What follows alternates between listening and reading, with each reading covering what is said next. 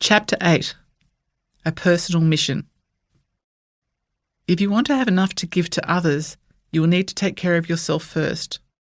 A tree that refuses water and sunlight for itself cannot bear fruit for others. Emily Marushin, author.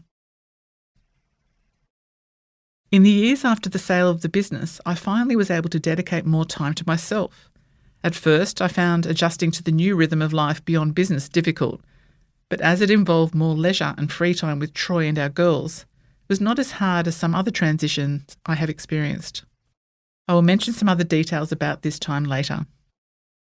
For now, I would like to focus in on the genesis of this book, which in the fertile space that appeared after the business's sale was intimately connected with the appearance of my personal mission.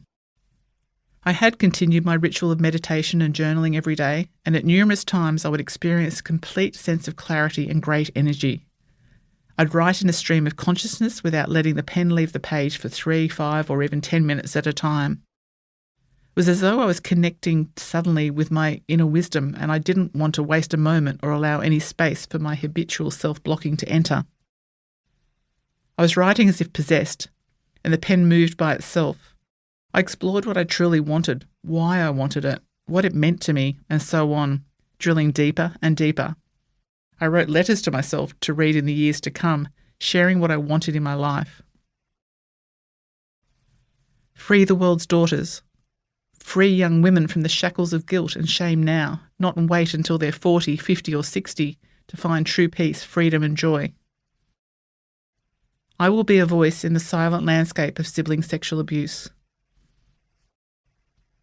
Words to that effect would flow through my pen from my heart time and again. A draft mission statement began to take form as, almost in a trance, I started seeing my life purpose appearing on the paper. I didn't pinpoint when I would start that mission, nor what would be involved. I just wrote. Whilst I was deeply moved by what I'd captured in that writing, I knew that young Alice was there with me too, nervously pitching from one foot to the other, whispering, "Really? Why don't you look after yourself first? That's as good a place as any to start." It starts with me. This mission was a huge, impressive thing I felt I could accomplish for other survivors, but I was aware that it was, in part, just another bright, shiny distraction. What about me? Don't I want to heal? Why was I feeling so passionate about freeing others and not myself?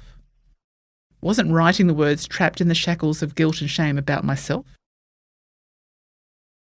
I still felt nervous jitters in my chest whenever I even said the words I was sexually abused, or talked about incest or sexual abuse out loud. I hadn't attempted to understand or find out all that sibling sexual abuse truly meant, let alone its repercussions on my life. I sat with a sense of discomfort that my huge mission was just another thing keeping me away from taking care of myself first. When the mind has been determined not to look at certain things, it can be very difficult to see clearly and with perspective. For that huge mission to ever be realised, I needed to start with me first. In this, my beautiful daughters were to become my non-judgmental, trusted confidants.